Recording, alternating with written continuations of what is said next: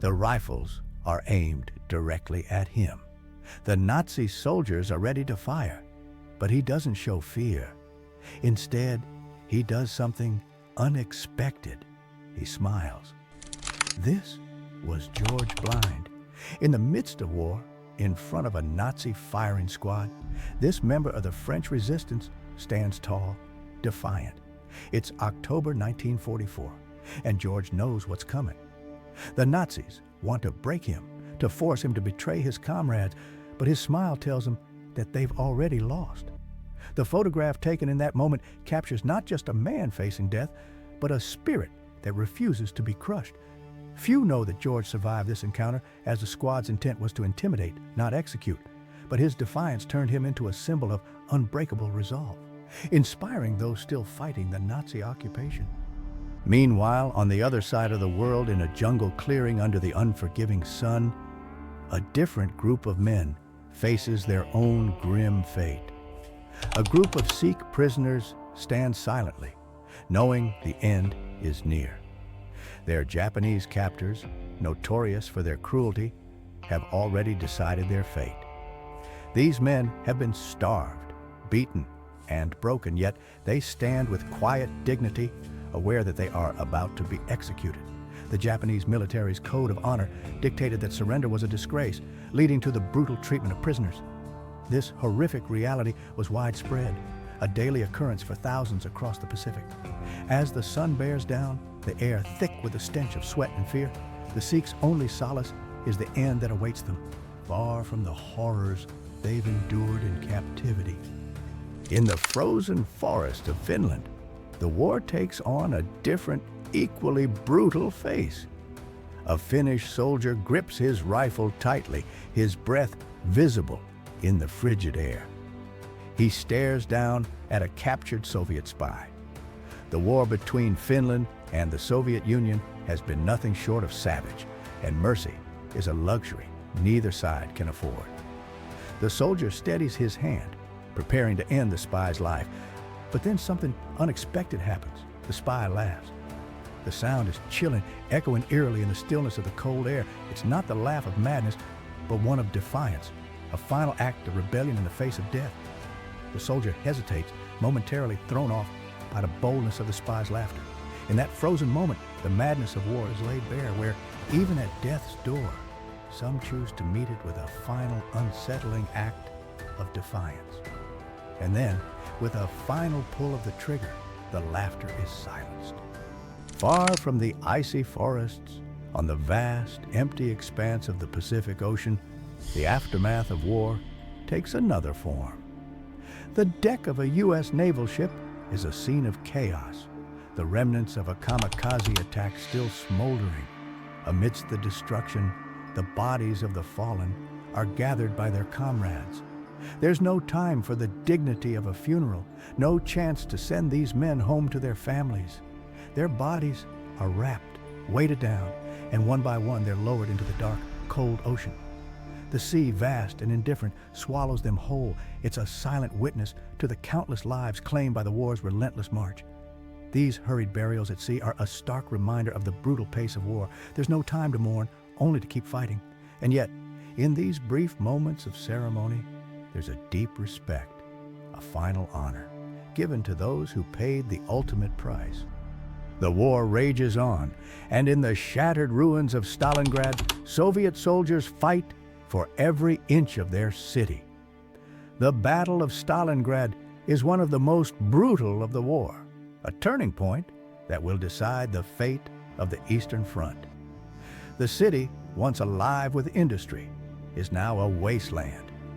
Buildings lie in ruins, the streets are choked with debris, and the air is thick with smoke.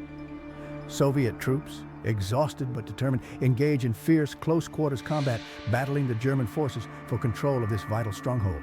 The harsh winter adds to their suffering, but surrender is not an option.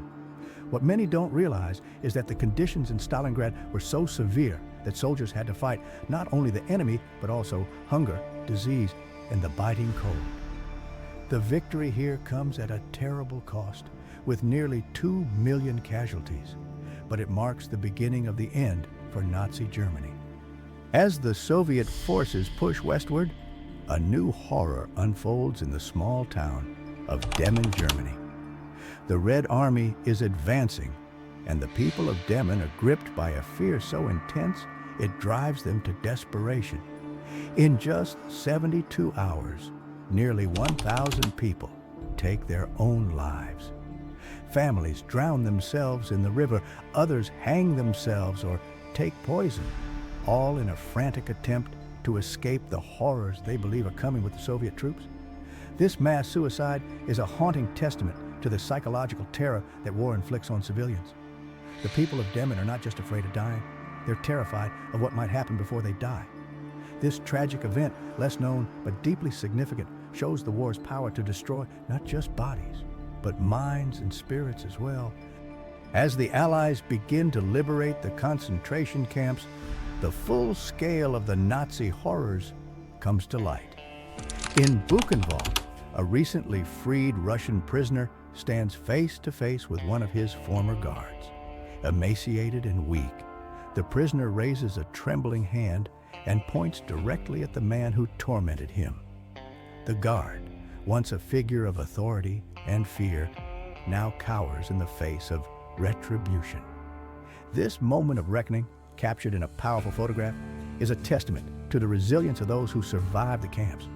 What many don't know is that these confrontations were often the first steps toward the justice that would be sought at the Nuremberg trials. The prisoners, many of whom had endured unimaginable suffering, found the strength to ensure that the world would know what had happened in these camps, that the crimes committed would not be forgotten. The war reaches its darkest moment on August 6, 1945, when the United States drops an atomic bomb on Hiroshima. In an instant, the city is obliterated. The explosion unleashes a force unlike anything the world has ever seen, flattening buildings, igniting fires, and killing tens of thousands of people in seconds. The survivors, those who weren't immediately killed by the blast, are left to suffer from the effects of radiation, burns, sickness, and a lingering death. The devastation is complete. Hiroshima, once a thriving city, is now a hellscape of ash and ruin.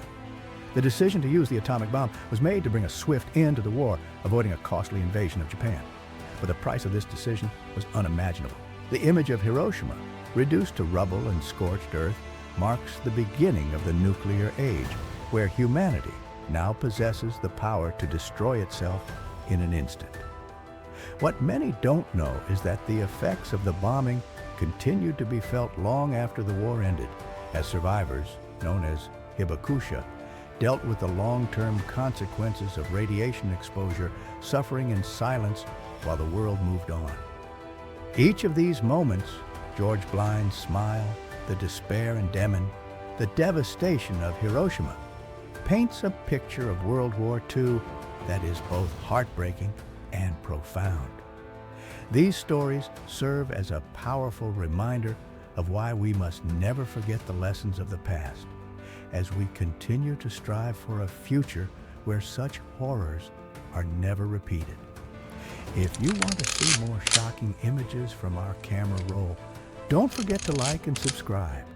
Thanks for watching, and see you in the next one.